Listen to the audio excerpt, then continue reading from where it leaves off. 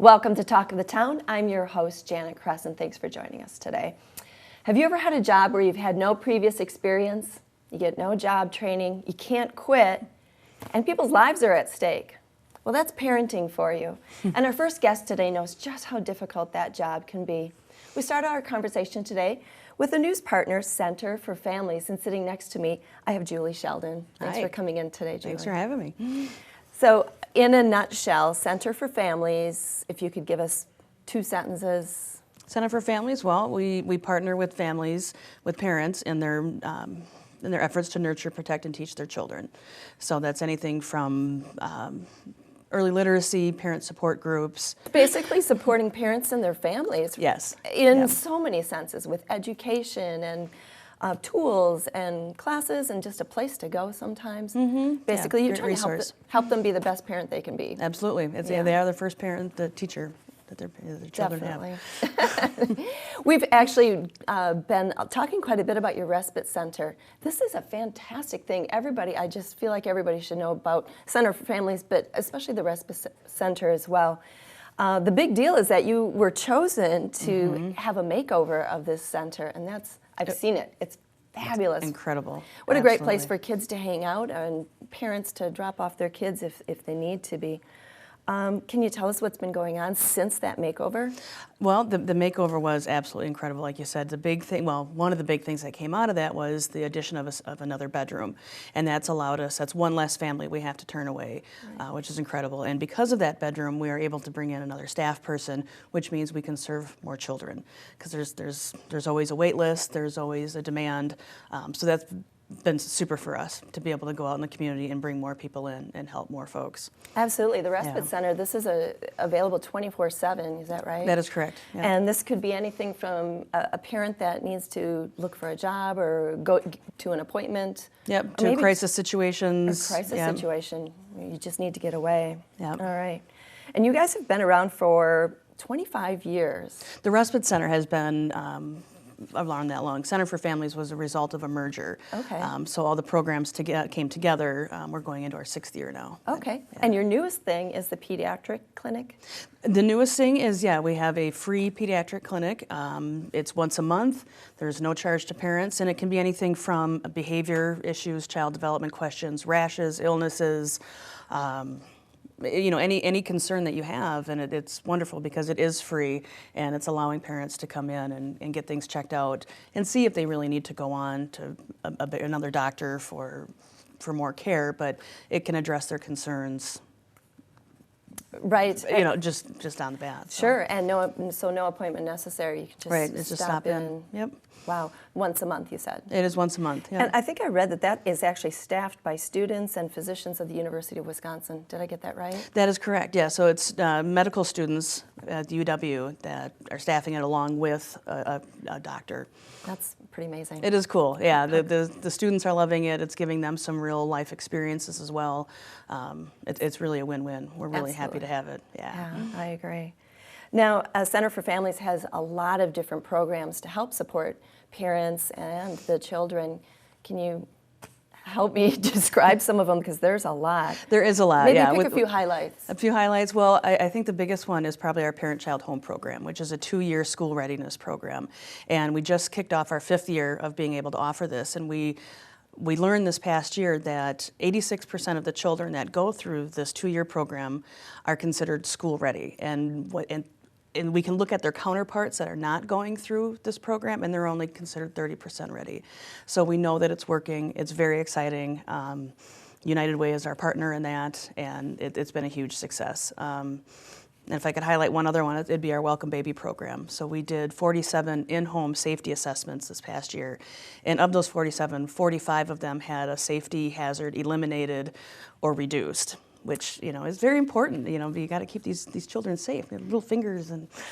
Absolutely, yeah. Instead of just fixing problems, it's great to prevent them. Absolutely. Look at this, we're out of time already. That happens fast. There's so much to talk about. Thank you for coming in. Yeah, thanks for having me. And if people want to help you out, they can go to Center for Families. I think we'll have your website. Perfect. Yep. Center for Families or our Facebook page. Very good. Thank you, Julie. Thank you. If new flooring is on your to-do list for 2016, stick around. We'll be right back. Welcome back to Talk of the Town. Well, choosing the right flooring in your home is one of the more important decisions that a homeowner has to make. And our next guest says it doesn't have to be the stressful undertaking that a lot of us think of it as. With me, I have Joe Berkland. He's with CTW Abbey Carpet and Floor. That's a long name, Joe. It is a long name. Yep. Thank you for stopping by and joining me today. You know, I took a look at your website, and you offer a lot of services and products. I'm not even going to begin to try to list them all. I'll leave that up to you. What kind of things do you offer? All right. We offer all types of flooring, so carpet, tile, wood, vinyl, carpets, probably a big thing. We also offer cabinets, countertops, and also a cleaning service, carpet cleaning, floor care maintenance.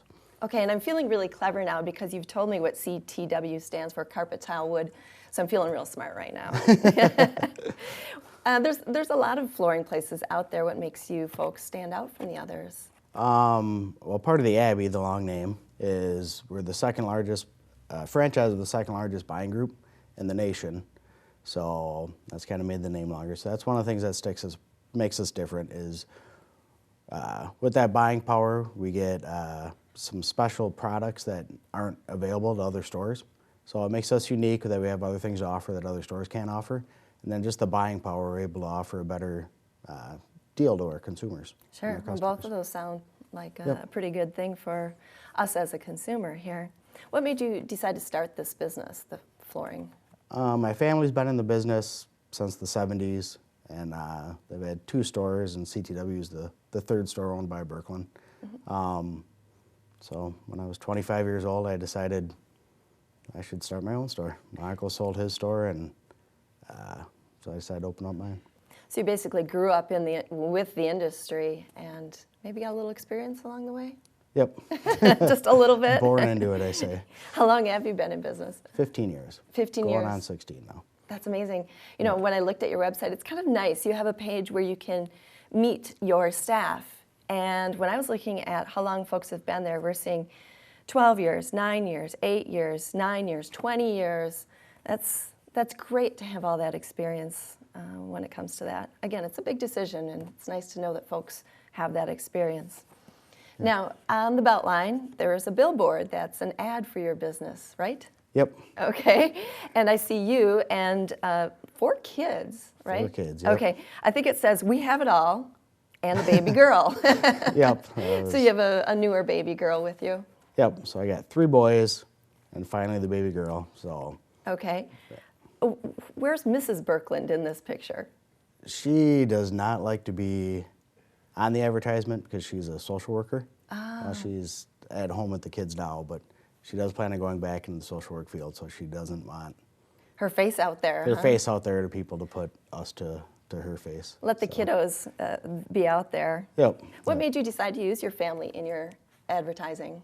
Oh, I love my kids, and I think it's kind of neat how, since my first one to the 4th one, I made a billboard every year. And the joke is a lot of my customers is like, "Oh, Joe, you got a new billboard? You must have another kid on the way." Because as soon as I put a new billboard up with them, You're going to run we're out pregnant of space. again. So, but hopefully we're done with 4. But I just wanted to do the kids because it's hopefully the kids want to take over the business, and I think it'd be a neat thing for the kids to be able to see the progression of them with the advertising and grow with the business. And then at some point, I'll be the old guy in the picture and The with old my guy. grandkids. So. I see where you're going with that. Speaking of where you're going, what's coming up in 2016? Any special plans or new things? Well, we just expanded and bought a new building and moved the business in 2015. 2016, we're expanding in the existing building to offer more cabinets, countertops, and as along as that aspect. So You've been busy. we've been busy. Alrighty. Well, our time goes fast and we are out of time. Thanks for joining me today. So again, this is Joe Berkland and he's with CTW Abbey Carpet and Floor. They're in McFarland. Check them out if you need help in that area. We'll be right back with more Talk of the Town. Welcome back to Talk of the Town. CW's Emily checked in with Dan over at Petco to get some ideas on how to pamper your pet this holiday season, as well as some advice on keeping them safe. Here's that interview. This celebrity interview was brought to you by Dog Days Grooming and Care. Good morning and welcome back to Talk of the Town. We now have Dan Schachner as a guest with us, host from Animal Planet and referee of the Puppy Bowl. Good morning, Dan. How are you?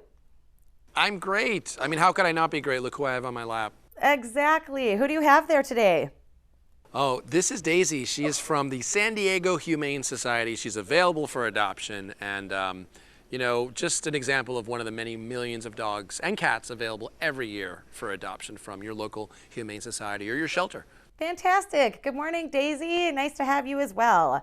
We have a challenge every year around this time of year, what to get friends and family that is thoughtful and they really appreciate it and it doesn't cost too much. If that person is a pet parent, our next guest, Dan, here has you covered. He is the host again from the Animal Planet and referee of the Puppy Bowl, and he's here to talk about gifts and way to keep our four-legged friends safe for the holiday season. Dan already introduced Daisy, and Dan, I just wanted to ask you a few quick questions. A recent survey of pet parents revealed that 82% of them plan to buy their pet gifts this holiday season.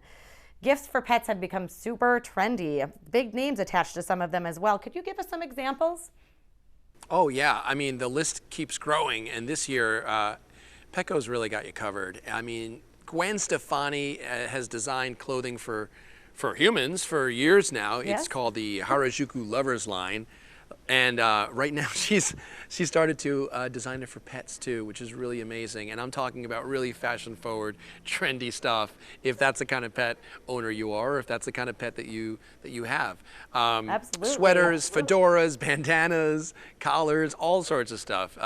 You can really make your pet look, gosh, I was going to say as good as you, but maybe in my case even better than me. Maybe even better. And everybody loves to see a pet dressed up in fancy clothes. I mean, come on, it's very cute, especially for the holidays, right, Dan? Exactly. I mean, this sweater, for example, is not from the Gwen Stefani line. It's just from the regular Petco holiday line. But it's I don't know if you can read it, it's an ugly Christmas sweater. Ah, perfect. Everyone loves those as well, I'm pretty sure, Dan. Yeah. So Now- she's representing for the ugly Christmas sweaters this year, which is Well, we'll have to thank her for that, right? Now let's talk a Yeah. little bit about safety. What is the first thing we should keep in mind around this time of year, Dan? You know, safety is key because you have to think about the holidays as a whole new time in your household. You know, it's super exciting, but you're not just introducing, say, decorations. You're introducing more people into your house, more items in your house that weren't there before. So you kind of have to rethink how your dog or cat sees all of this, right? Absolutely. Yeah, so it's, you know, you might have more wires around, more cords, electrical cords. You might have more light bulbs on. You might have more holiday lights on. You might have open flames. These are all, you know, common sense things we need to look at carefully and make sure that, you know, our dog's not going to get curious about them or cat when you're away at work. The other thing is food. I mean, keep them on their same food routine no matter how tempting it is to give them a table scrap. Thanksgiving, Christmas, Hanukkah, New Year's, whatever party you're having, throw them something down from the table. And kids are the biggest culprits. My kids are certainly very guilty of this, you know, sneaking them a little turkey. Mine too. And does that go for the rest of us too, right? Everything in moderation. Keep on your regular diet if you can. And then with Exactly, having, because otherwise oftentimes they'll you develop have bad often habits. Go ahead. people at your house, gatherings, parties, relatives. Do you have any tips with us about how we can prepare our guests, our pets before all of our guests arrive? Yeah, think about them first before you think about your guests. I know it's easy to get swept up in the excitement, but you know, the day of that party, if you're having a lot of people over, take them for an extra long walk. If it's a cat, you know, then just play a little bit of extra, you know, have a little extra playtime with the cat with maybe a teaser toy or something like that. Get them really, you know, well exercised so that when your guests come, they're feeling relaxed, their body's gotten out all the jumpiness, and they can deal with all those people in their house. The other thing to keep in mind is make sure they have a safe space in the house. If you have tight quarters, a little doggy bed is all they need, a little space that they know is theirs that they can go to where no one's going to bother them, especially with a lot of young, you know, potentially curious kids around who want to pet a dog or want to pet a cat. Sometimes that can be too much and they can get overstimulated. So, you know, give them a safe space to go to, read their body language, you know, make sure they're doing okay. Give them a little extra action, a little extra love, a little extra attention. Is there anywhere else that we should get more information about what you've already told us today that you could suggest? Oh, for sure. Yeah, I mean, for more product information, the Star Wars products, Dr. Seuss, Gwen Stefani, you can go to petco.com/holidays. And they've also got great safety tips up there on the website too. So, you know, we wish everybody a safe and wonderful holiday season. And as well to you too, Dan. Thank you so much for being with us on Talk of the Town this morning. You have a great holiday yourself. This celebrity interview was brought to you by Dog Days Grooming and Care. Thanks, Emily and Dan. We'll have more Talk of the Town right after this. Welcome back to Talk of the Town. my next guest that says that you won't truly understand what real Texas barbecue is until you take that first bite. Coming here to Wisconsin and cooking up his Texas trade secrets is Pokey from Pokey Smoke on the Water. Thanks for joining me today. Thank you. Thank you for having us. So I would like to know where you learned to cook that Southern style right here in Wisconsin. Well, that all comes and originates from my grandfather from Sugar Land, Texas. In 1932, grandfather found a recipe that he came up and originated in his kitchens, which today we cook every single thing the exact same way he did. Wow, so this is the real deal. This is actually the real deal. Before Bobby Flay and the Food Network and Barbecue Pitmasters, there was my grandfather, absolutely. So the roots are from Texas. And Yes, ma'am. That does make it pretty authentic. It is that, absolutely. What brought you to Wisconsin then? Well, in the World War II, my father and mother were in the Navy and things of that nature, and after the conflict and everything ended, my father found a job in Cudahy, Wisconsin for like $12 an hour. That was big money back then. Sure. So he moved the whole family in like 1949 up to Wisconsin, and we've been here ever since. I'm one of the kids that were born here in Wisconsin. Okay. So roots are in Texas, but you are actually a Wisconsin native. Yes, I am, and proud of it too. And proud of it. That's nice to hear. Can you tell me a little bit more about your family in Texas? Oh, most certainly. Well, the way that grandfather originated this recipe was that he had his own ranch, and he had taken some steer to be processed at the plant. And he had told some people at that time that were there to brisket, and if I'm a steer looking at you, and this is your head and you're between the two shoulder blades, this is your brisket. Well, back in the 30s, it was a throwaway meat. So grandfather told the gentlemen that were outside to please throw that in the back of his truck because they were throwing it away anyhow, and he had some business to take care of. When he came back, he never told those gentlemen to stop throwing it in his truck. So in 1932, you could imagine a Ford pickup truck that was like this because they had thrown 900 pounds of brisket into his truck. So he had some family and friends and some other ranchers coming over for a little shindig, and he had begun to make this brisket. Time got away from him, he forgot, and he had started to imbibe in some wild turkey during that day and fell asleep. On Sunday, he woke up the next morning to think that everything he had done was for naught. Right. And he thought it was burnt, and it wasn't. It was absolutely beautiful. The one thing about it is that then everybody was gone and he had no food. He had all this food to give away, so he gave it to the neighbors and friends and other ranchers. Following suit, everybody loved it so much they asked him to do it again, but he couldn't reproduce it because he did it while he was imbibing and having those wonderful things. So he had tried and tried and tried, and he couldn't reproduce this. So my grandmother back then gave him the same wild turkey to drink and reproduce it if he could, but she followed him with a pad of paper and a pencil, and these are the exact same recipes that he came up with because they were absolutely phenomenal the second go-round. And so it began. And then so it began, and he started selling this all around Sugar Land at that time because he had worked for C&H Sugar in Sugar Land, Texas, and he was quite the person at that time. Sure. That's interesting. There are so many neat things like that that come out of what we think is a mistake or a failure, and it ends up being something grand. What a great surprise that ended up being. And look at it still living on today. And it lives on today, and we make his same barbecue sauce by hand every single day at the restaurant. Let's talk about the restaurant, Pokey Smoke on the Water. How long have you been in business now? On the 26th of this month, it'll be 6 months, so we're brand new. We're just babes. Yeah, okay. But you were catering prior to that, so it's not like this whole thing is new for you. That's correct. My wife and I have been catering. We've been married 21 years, and for 20 years of that, we have been catering little gigs around town and all over the place. Absolutely.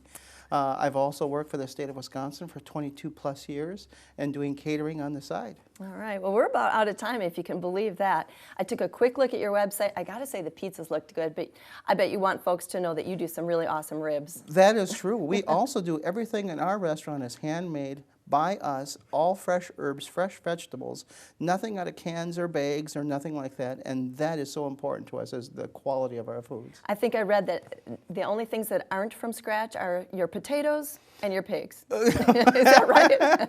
Probably something like that, but Yeah. we make our potatoes fresh every day as well. Well, we've got to run. It's been a pleasure meeting you. Pokey Smoke on the Water in Lodi. we'll be, actually, this is it, end of our show today. Thanks to all of our guests for stopping by today. Thank you for watching. We'll see you next time on Talk of the Town.